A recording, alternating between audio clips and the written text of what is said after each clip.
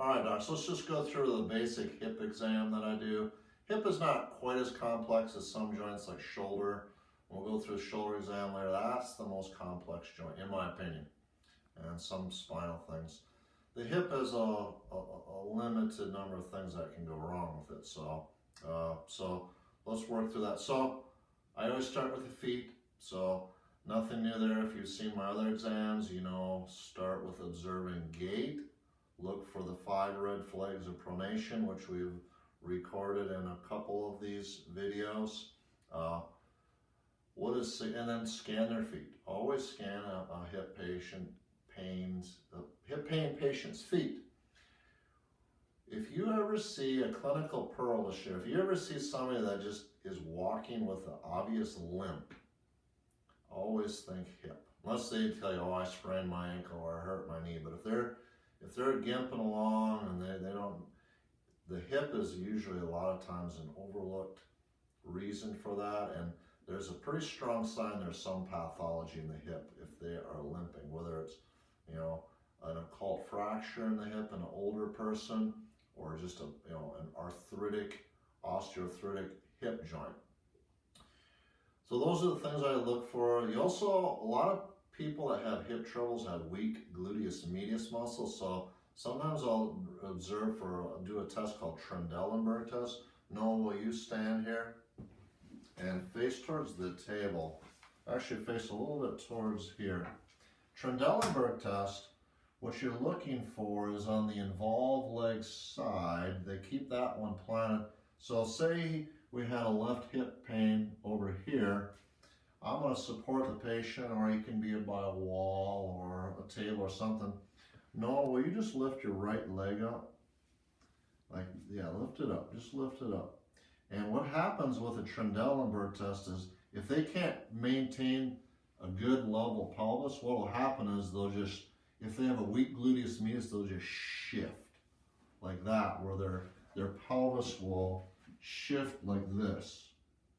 That is a sign of a weak gluteus medius, which is many times involved with conditions of like greater trochanteric pain syndrome. So that's a good sign to look for, docs. Lay on your back here, Noah. I'm going to show the major tests that I do from the supine position. Most of your hip exam can take place here. You could do some of your range of motion tests standing, but I do most of them lying down. So I always screen range of motion. So Noah, bring your knee up towards your chest. And then bring it up. Just bring it up high as you can. That's flexion. Extension, you can have them lay on the side of the table and bring it off, or standing, they can bring it straight back. Then I usually have them, Noah, let your leg fall outwardly as far as you can. Abduction, okay? And then I usually will have them bring their foot up like this, and then bring your leg across as far as you can into adduction. Those are just some simple screens to generally check motion. I find actually with the hip, I tend to focus more on the passive motion. I just want to get in there and feel what they can and can't do. So I will just I'll just go up into flexion and test that motion and range. And then I will go into internal rotation. Then I'll go into external rotation. And then I'll go into adduction. And then I'll go into abduction, okay? Looking for pain, limited range of motion, things like that. And I'll always compare left to right in most instances, okay? There's a few really good orthopedic tests for the hip that I think everybody should know in the group. One of the most common hip conditions that is overlooked in clinical practice, especially in maybe not teen, but like middle-aged people, it's not arthritis, it's a condition called femoral acetabular impingement. You got your socket and you got your ball. With femoral acetabular impingement, sometimes the acetabulum will override the ball too much. They call that a pincer type effect. It's a form of femoral acetabular impingement. Sometimes they'll have this extra ridge of bone that has developed or grown right on their femoral neck area. and they call that a cam morphology. It's another type of femoral acetabular impingement. A lot of times they'll have anterior hip pain with that. And a lot of times when they lift their leg up, it feels like something is pinching in there of them. People that have that condition will have a higher incidence of labral tears in the hip. Here's the test I do for that. It's called flexion adduction arc. So I will apply pressure through the knee, and then I will bring the knee up or the hip into flexion and adduction in one swooping type motion. So pressure in, and then we go up and over. And we go up and over. And people that have that condition, they'll flinch and they'll jump and they'll say, ooh, that doesn't feel good, doc. That is a really strong test for femoral acetabular impingement. You find that positive test, you're probably going to want to get a picture of that hip. Number two, most people know Patrick's test, or sometimes they call it Faber test. That one, the knee is bent, the ankle is crossed over, resting on the opposite knee, and then we bring the hip into flexion, abduction, and external rotation. So we stabilize the opposite side, ASIS, and then we bring the hip into this position. And if that reproduces, causing hip pain, it's a pretty non-specific test in the sense that they'll feel hip pain, but it doesn't tell you, is it arthritis, is it femoral acetabular impingement, is it bursitis? But when you see that test is positive, there's something going on in that hip joint that probably needs further investigation, more ortho tests, or maybe even x-ray. So Patrick's test, and the other one that's a pretty good one is Thomas test. You get these people that get pain on the front of their hip. Many times it's because they have bursitis in their iliopectineal bursitis, but they have really tight hip flexors. So Noah, can you sit on the edge of this table here? And then what you're going to do is I'm going to have you're going to draw this leg up, so grab around that knee. And then what you're going to do is you're going to lay back. Just kind of let yourself fall back, and then you're going to see what this other leg does here.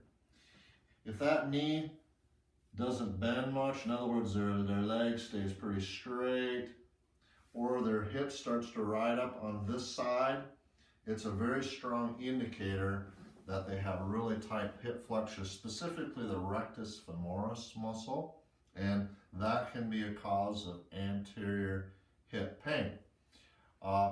Those are the main tests I do. Supine, this one of course we bring them up to a seated position. Noah, lay on your side.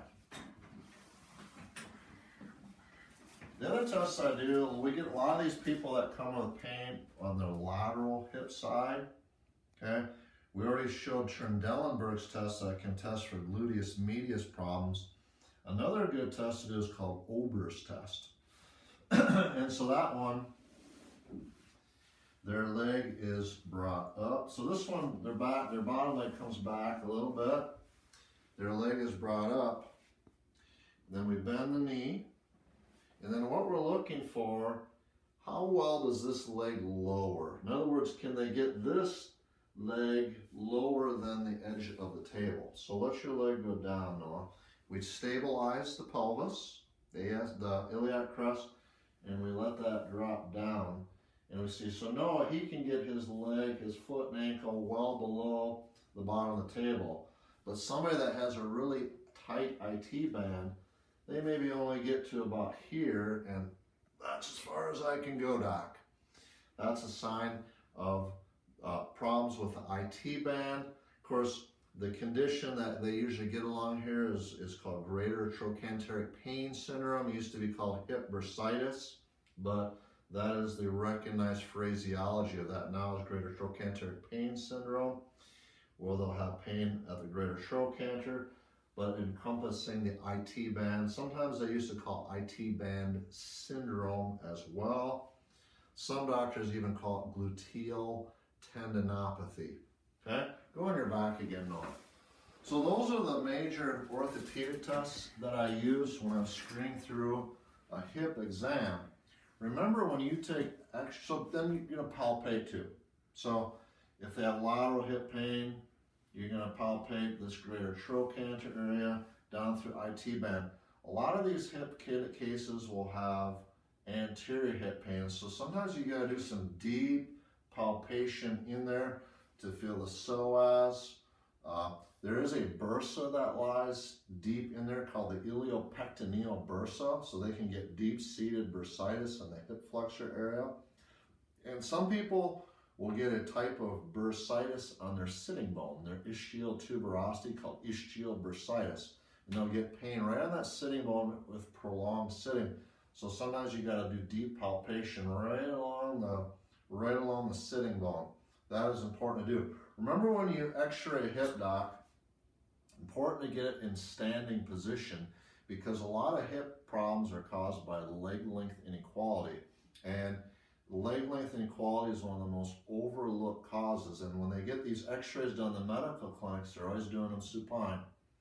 And so you want to make sure that that is ruled out. If they haven't got a standing x-ray, important to do that. And document their functional disabilities with a lower extremity index. And if you do those things, these tests, with the x-rays, lower extremity, you are really working up a hip very nicely, way above what any medical doctor would do. And this level would be on par with any good medical orthopedist. So, hope this helps.